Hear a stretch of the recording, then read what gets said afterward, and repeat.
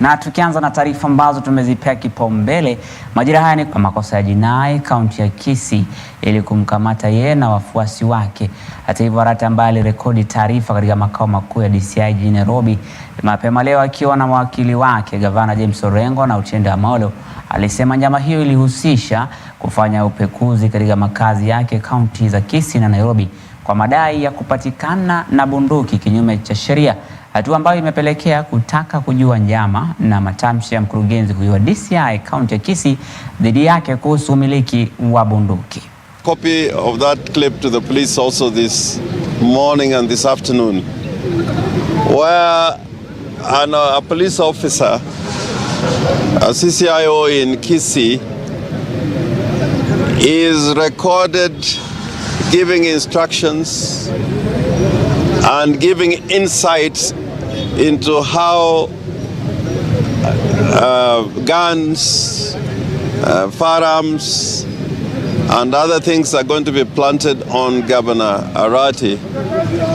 Partly is to make sure that Governor Arati is not given the space to undertake his duties as governor of Kisii. This is a unique complaint. Governor Arati has lodged a complaint with the DCI against the DCI. So we want to see the action that they take, because the alternative is to take the law into our own hands. But as counsel for Governor Arati, we have lodged the complaint. They've assured us there will be some action, so we went to await that action. Na mtazamaji, tukiachana na hayo, miungano ya wahudumu wa afya humu nchini mapema leo imetoa taarifa ya kwa vyombo vya habari, huku mgomo wa madaktari ukiendelea. Maafisa wa kliniki na wataalamu wa maabara wakiwa kwenye mgomo huo ambao unaendelea, wamesisitiza kuwepo kwa mgomo huo hadi pale serikali itatimiza matakwa yao. Serikali imesisitiza kuwa haina pesa za kugharamia masuala wanayotaka, huku wahudumu hao wa afya na kuwataka warejee kazini kwa ofa waliotoa ya shilingi bilioni 2.4 ili kuondoa kisunzi cha kudorora kwa sekta ya afya humu nchini.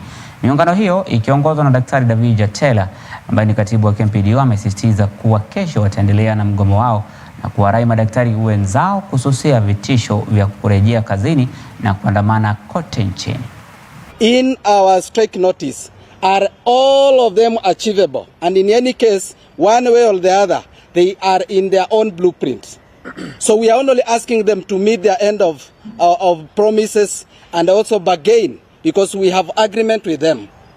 Now, if they are not willing to implement what they promised Kenyan to enhance services, so we want to say categorically that we are not going to relent.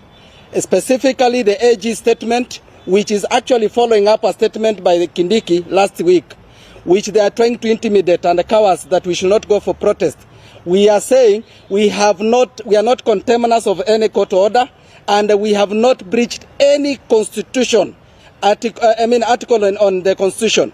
If there is any, they will have mentioned. We are here to condemn in the strongest word possible the statement of IG Koome. We want to tell Koome that the police have so much work to do than to look after the healthcare workers. Right now, the schools in Baringo, the schools in Samburu, the schools in West Pokot and Turkana are closed. Unfortunately, the IG Koome has never commented on those schools which have been closed because of banditry and criminal activities taking place in those areas.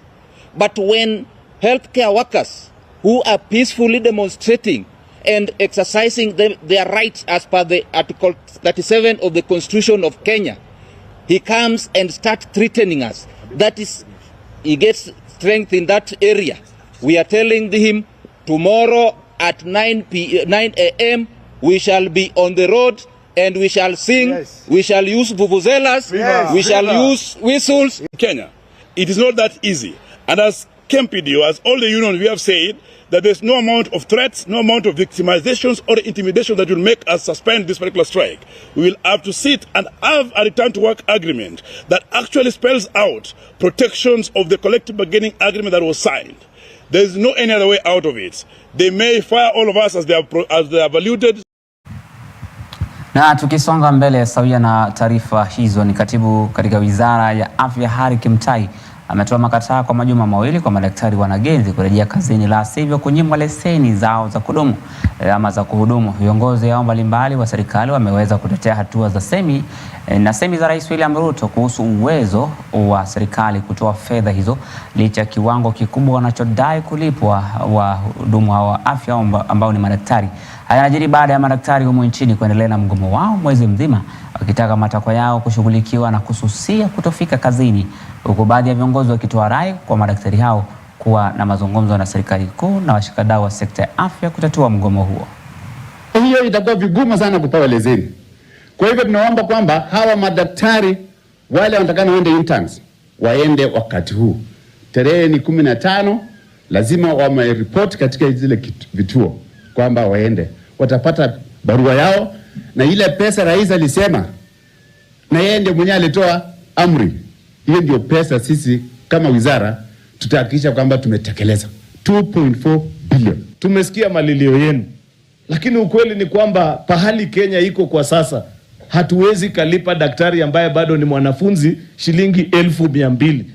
Hata katika nchi zingine, na si hapa Kenya peke yake, hata katika nchi zingine zote barani Afrika, hakuna nchi, hata zile nchi tajiri kushinda Kenya kama Nigeria na Egypt, ambaye wanalipa daktari ambaye bado ni mwanafunzi ati shilingi 1,200. Sisi tumewaambia ile inaweza kupatikana ni hiyo 70,000. Na katika kaunti zingine kama mimi Bungoma, tayari tumepromote over 20 doctors. Tumeajiri zaidi ya madaktari 67 health workers. Tumeajiri nurses, tumeweka watu kwa permanent and pensionable. Na najua counties nyingi zinajaribu kufanya kazi hiyo. Jumanne hii, Tuesday, tuko na mkutano ile inaitwa Council of Governors, pia kuchangia na kuzungumzia masuala haya. Na mtazamaji, kutokana na hali ambayo inaendelea kuzua utata humu nchini kuhusiana na nyongeza ya mishahara katika wafanyikazi wa umma mbalimbali humu nchini wakiwemo madaktari, sasa mkuu wa utumishi wa umma Felix Koskei amesema kuwa wafanyikazi wa umma hawataongezewa mishahara hivi karibuni hadi pale uchumi utakapoimarika humu nchini. Amezungumza haya katika kongamano la kitaifa kuhusu mishahara katika kikao cha siku 3, huku amesema ushuru utaelekezwa kwenye ufufuzi wa uchumi wala si kuelekezwa kwenye mishahara. Kwa sasa serikali ilitumia zaidi ya trilioni 1.1 mwaka jana kulipa mishahara ya wafanyikazi wa umma. Koskei ameongeza kuwa mikataba ya wafanyikazi ihusishwe hazina ya kitaifa. The Constitution 2010 had envisioned a harmonized approach to the determination of salaries, allowances and benefits, hence the creation of the SRC. Regrettably, this has not been fully achieved, and several institutions continue to issue guidelines and to negotiate CPAs without adequate involvement and consultation with all the relevant stakeholders. This is a situation that we need to correct with urgency. And I'm happy that all the concerned players are gathered here in this room today. Failure in executing any strategy is a leadership problem. It is not your young talent. I am sure they are yearning to be given the opportunity, but everything starts with us here in the room today. So that's why you're here, because you're the leadership, and your organizations will either fail or succeed because of all of us here as the leadership. So that's why you're here. We expect that you will set the tone, you will set the pace, you will start changing the mindset and get your organizations to think differently and to see possibilities rather than the problems and the challenges that we have. Na kwingineko katika taarifa ya kibiashara ni kuwa mapema leo vituo vya Karibu Business Support Center vimezunduliwa na Waziri wa Biashara na Uwekezaji Rebecca Miano. Vituo hivi vinanuia kusaidia wafanyabiashara, wajasiriamali, wawekezaji na walioko katika sekta ya uzalishaji humu nchini ili kuongeza mapato yao na kuinua taifa kiuchumi.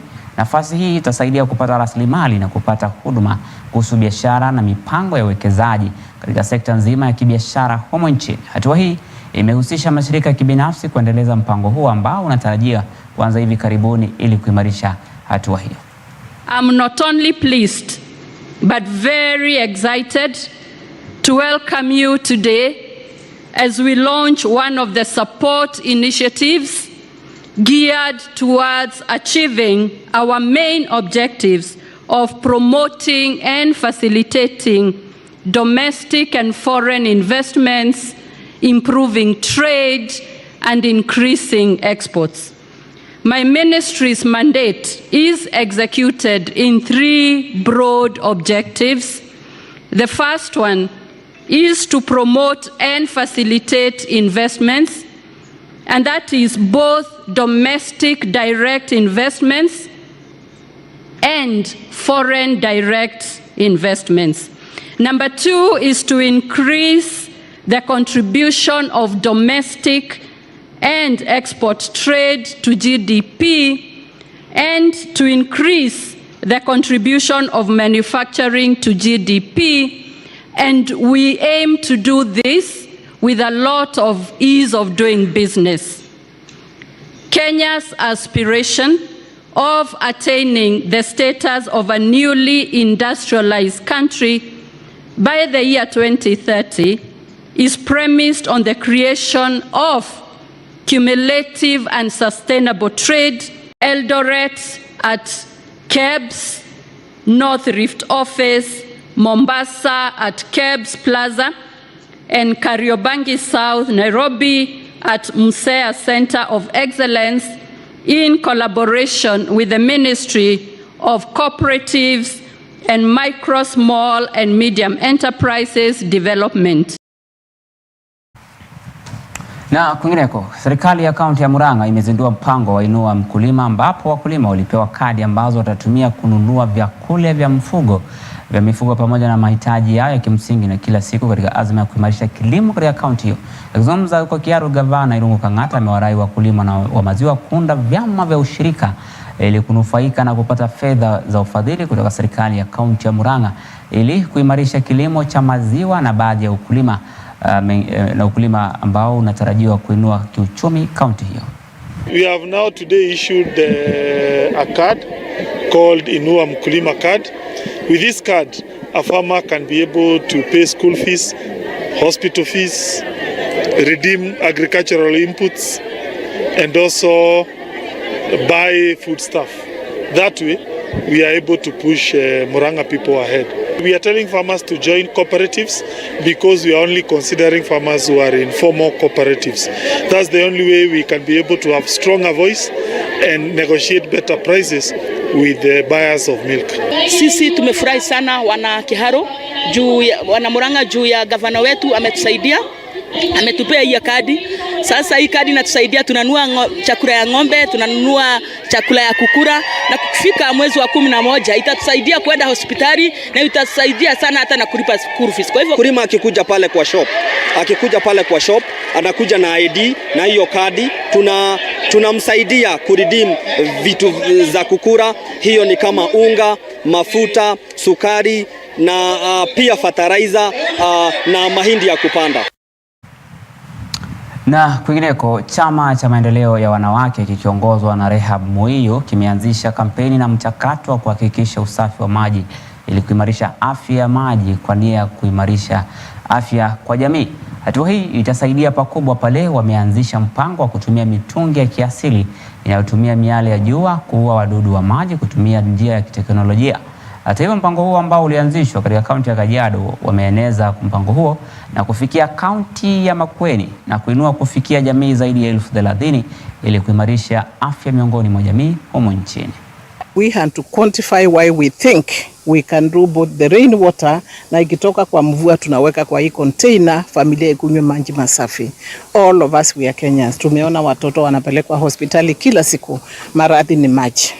So we felt as maendeleo, kazi yetu kutoka kuanzisha hii chama, we are 70 years, 72 now, ilikuwa ni maneno ya usafi ya nyumba, hygiene. I'm so grateful for this program, maendeleo ya wanawake, and I'm praying that we take this word out. There are many women here who are going to be using these cans.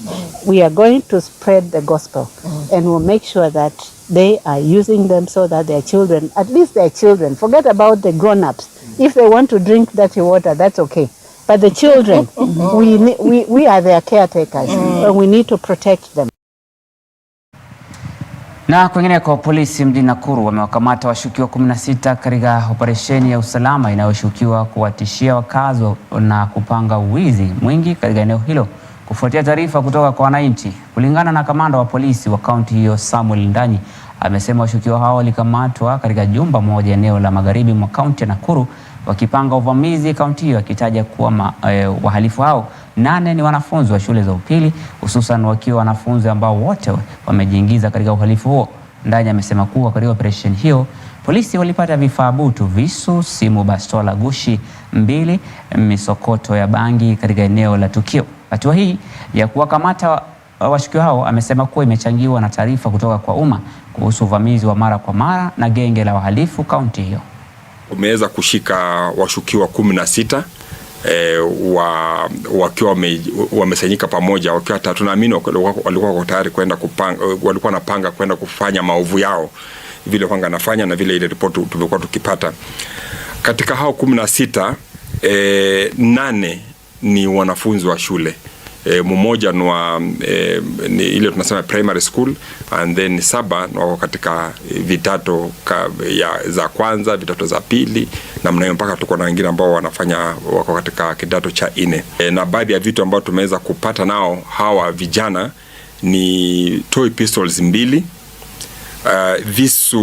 visu za jikoni ambao ni visu vikali sana, very sharp knives, visu 4.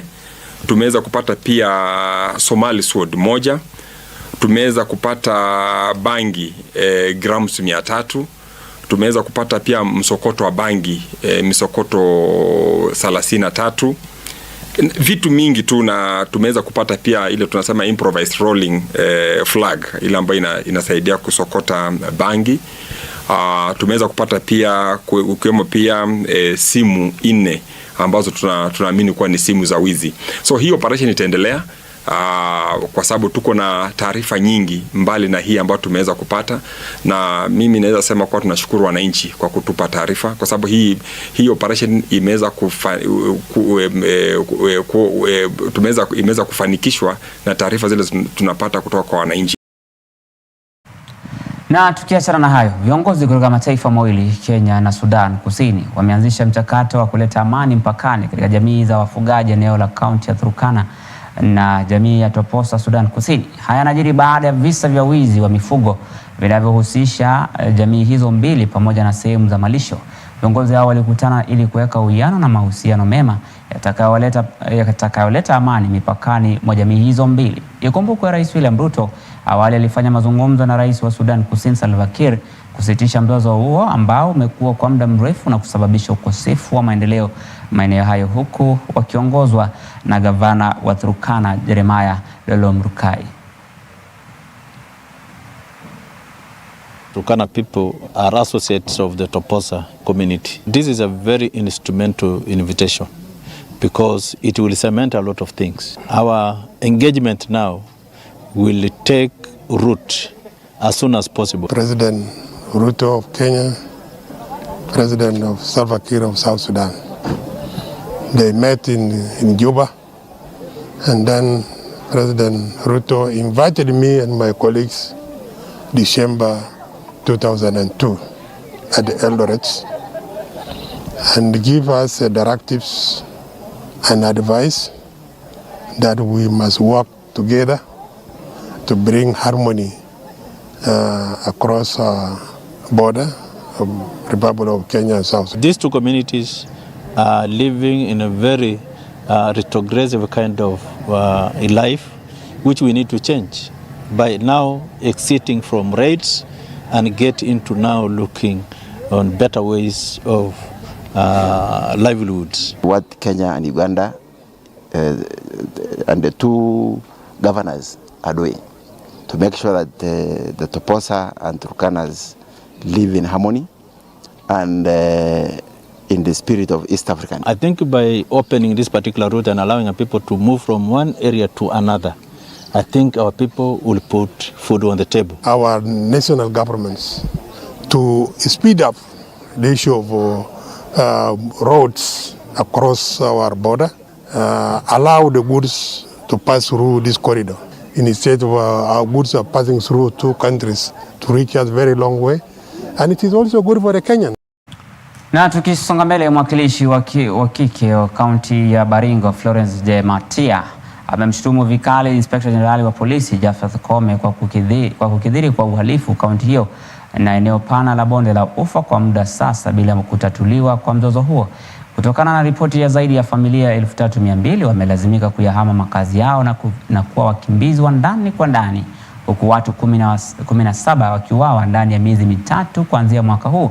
Aidha, shule 20 zimefungwa kufuatia ukosefu wa usalama na kulemaza shughuli za masomo maeneo hayo yenye utata humu nchini ikiwemo Baringo. Viongozi wa Baringo wametaka serikali kuu kupitia Wizara ya Usalama wa Ndani kuweka mikakati ya kumaliza uhalifu huo katika maeneo hayo pamoja na sehemu zenye ukosefu wa usalama kote nchini. And we are asking the president to act on it. Bwana Koome ameshindwa na kazi, tafadhali mpe mtu mwingine, sana mtu wa kuchunga ng'ombe, kwa sababu hawa sisi ndio tunafanya hiyo kazi. Hii Baringo saa hii jina imeharibika Kenya mzima, inajulikana ni pahali watu wanauawa. Hata ile maendeleo tulikuwa naletewa hapa Lake Baringo hakuna. Ile barabara ilikuwa inapita Lake Baringo shortcut kwenda Samburu haipitiki. Rasilimali ambayo wangekuja hapa Baringo sasa jina hawaleti maendeleo sababu ya hii maneno ya wizi ya ng'ombe na mauaji ya watu. Jamus tuko na a diffusion on paper. Tuko na locations on paper. Tuko na sub locations on paper. Tangu I think 2013 2014 juzi imetangazwa tena, but we are still on paper. Kama jamii ambao ambao ni wachache, surely katika serikali ya ndugu yangu rafiki yangu Ruto tungetaka hiyo diffusion ya Chamus ikuwe reality, locations imekuwa gazetted ikuwe reality, ai pia serikali ikaribie sisi. Na tukisonga mbele, tume ya kupambana na ufisadi humu nchini EACC mapema leo imetoa ardhi ya dhamani ya shilingi milioni 100 iliyonyakuliwa kutoka kwa serikali jijini Nakuru. Ardhi hiyo inasemekana ilikuwa imetengwa kwa ujenzi wa ofisi za serikali kabla ya kunyakuliwa miongo 4 iliyopita. Maafisa wa EACC walifika maeneo hayo kutokana na taarifa kuhusu unyakuzi wa ardhi hiyo licha ya serikali kuitenga kwa ujenzi huo. Hata hivyo, licha ya kesi za ardhi hiyo kuwekwa katika mahakama mbalimbali, maafisa hao wametoa onyo kwa wananchi kutonunua ardhi yoyote isiyo na kibali na hatimiliki bila kuchunguza kwa kina kuhusu ardhi yenyewe na mmiliki halisi. Na ushirikiano wa watu binafsi pamoja na land officials, kipande hiki cha ardhi kikaibiwa, kikakuwa grabbed. Lakini hivi sasa tume ya EACC imeweza kurejesha kipande hicho kupitia court litigation. Kwa hivi sasa tume ya EACC eneo hili la Nakuru imeweza kurecover na kurudisha kwa serikali mali ya zaidi ya 4.2 billion. Vile vile kuna kesi ambazo ziko kotini ambazo zinanuia kurejesha vipande vingine kama hiki, ambazo ni kesi zinazopatikana katika mahakama ya environment na land hapa Nakuru. Kuna jambo ambalo tumeona ambalo ni muhimu, kwamba kati ya ile 4.2 billion worth of property ambayo imerudishwa, 3.6 imepitishwa ama imerejeshwa kupitia kwa njia ya alternative dispute resolution. Kuna Wakenya wengi ambao wanamiliki mali ya serikali ambao wanaendelea kuja kwa tume ya EACC na kuomba waelezwe ni jinsi gani wanaweza wakarudisha mali hiyo. Kwa hivyo out of 4.2, 3.6 ni watu wamejitolea kwa hiari, wakaja kwa tume wakasema ya kwamba ni kweli mali hii tulionayo tumegundua ni ya serikali, sisi hatutaki makesi kule mahakamani. Na mtazamaji, katika sakata ya mbolea ambayo imekuwa ikishuhudiwa humu nchini kuhusiana na ubadhirifu wa mbolea hiyo na mbolea ghushi humu nchini, sasa viongozi mbalimbali wamejitokeza wazi kutaka Waziri Linturi kuweza kutimuliwa. Hata hivyo, baadhi ya viongozi hao nchini sasa wameonyeshea kidole cha lawama Rais William Ruto kutowachukulia waziri ambao wanazembea kazini hatua za kisheria dhidi ya kuzembea kazini. Viongozi hao wakiongozwa na mbunge wa Githunguri Gathoni wa Mshomba na mwenzake wa Bumula Jack Wamboka chini ya mwavuli wa Team Ground. Hata hivyo, wamesema kwamba wameisuta serikali ya Kenya Kwanza kwa kuwadhalilisha Wakenya wa kawaida kuhusiana na mbolea gushi na visa ambavyo vimetokea kuhusiana na uzembe wa mawaziri. Hata hivyo, Duncan Kuba amezamia swala hili kwa undani na ana taarifa kwa kina. Baada ya kiwanda cha KEL cha kutengeneza mbolea mjini Thika katika kaunti ya Kiambu kufungwa kwa madai ya kuuza mbolea gushi, swala hilo linaendelea kuzua tumbo joto miongoni mwa viongozi na wananchi. Kwa sasa vuguvugu la Team Ground linaloongozwa na mbunge wa Githunguri Gathoni wa Mshomba na mbunge wa Bumula Jack Wamboka wamemsuta Rais William Ruto kwa kulifumbia swala hilo jicho. Serikali ya William Ruto, if you are not dealing with Mithika Linturi, it means you as the president are part of the scheme to swindle and defraud Kenyans of their hard-earned money. Sasa wakasema wacha tukapatie mkulima, tupatie subsidy pale ya fertilizer. Subsidy ni hii tunaona hapa kweli? Hii ni ungwana kweli? Wakizungumza katika hafla ya kuwapokeza ng'ombe vikundi vya kina mama katika kijiji cha Hasoko, eneo bunge la Bumula, viongozi hao wameishikilia msimamo wa kuwa lazima waziri wa kilimo Mithika Linturi ang'atuliwe ofisini. Tumekataa na tumesema Linturi, minister wa agriculture, lazima aende nyumbani.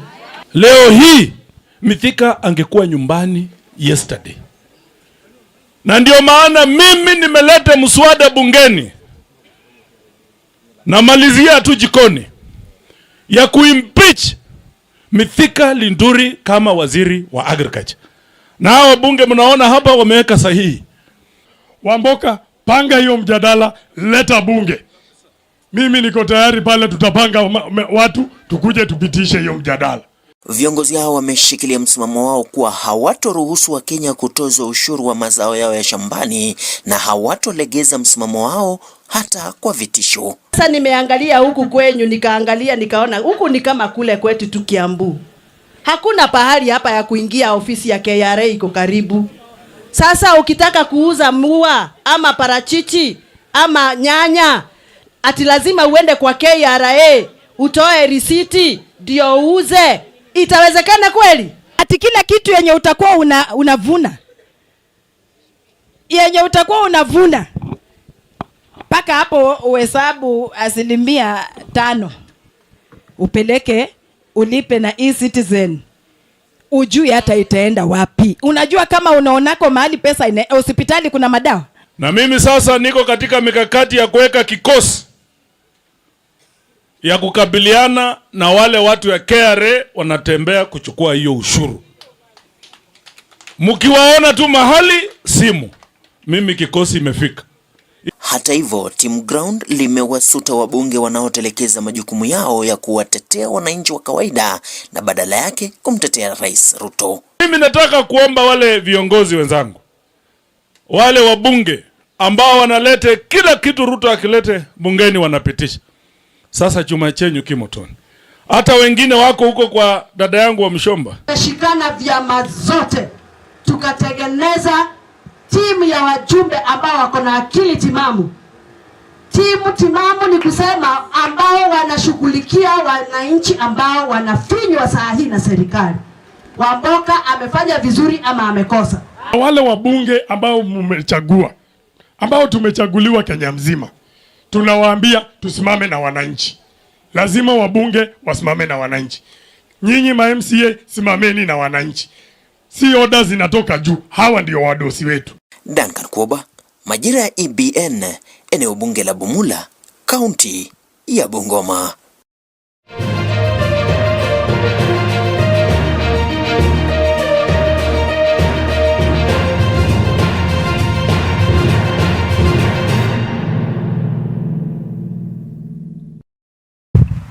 Na mtazamaji, tukisonga mbele kwenye taarifa za spoti, baada ya taarifa ambayo Duncan Koba ametuandalia kuhusiana na siasa za mbolea, hebu tuangazie mwenyekiti wa klabu wa Miritini Martial Arts Academy ambaye ni Joseph Kihunyo. Sasa mtazamaji, ameitaka jamii na wazazi kuhimiza watoto wao kushiriki kwenye michezo hiyo ambapo ni njia mojawapo ya kuwaepusha kwenye magenge mabaya mitaani. Hata hivyo, Kihunyo amesema kuwa kwenye hafla ya kuwazawadi na kuwapandisha gredi zaidi ya wana taekwondo 86 walioshiriki sherehe hiyo katika eneo la Miritini. Timu ya Miritini Martial Arts Academy ilianzishwa kwa ajili ya kuwaleta vijana pamoja na kuepusha na maovu katika jamii kote nchini, akiwataka wazazi na washikadau mbalimbali kuweza kuwalea watoto hao vyema na kuwahusisha kwenye shughuli hizi za mafunzo ya taekwondo ili kuweza kuwazuia na kuepusha kutoka kwa vitendo viovu mitaani. One of our objectives is to redeem the young generation from the effects of alcohol, drugs and substance abuse. We know the impact of alcohol in our youth. We know the impact of drug abuse in our society. We as Miritini Martial Arts Academy, we came together and decided to bring the youth, to pull them together, to make them have a purpose in life. And one of the reasons that we decided to especially tackle the issue of drugs is because we have seen the impact in the society. By bringing these youth together, by engaging in martial art activities, we are able to keep them busy. We are able to make them have physical fitness, mental fitness. We call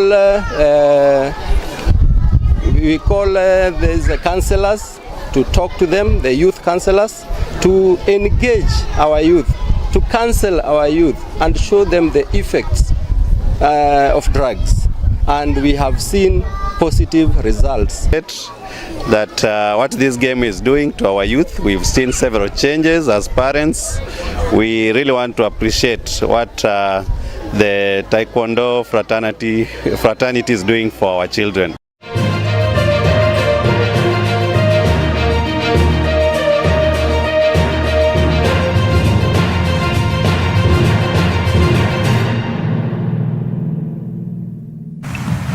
Na mtazamaji, ni hatu kwa sasa tuliokuandalia majira ya saa moja. Mwendo wa saa 3 utarejelewa na mengi zaidi ambayo umeandaliwa kwa mwendo wa saa 3. Usiende mbali. Jina langu ni Emmanuel Maro na kutakia usiku mwema. Tupatane hapo kesho panapo majaliwa ya Mwenyezi Mungu.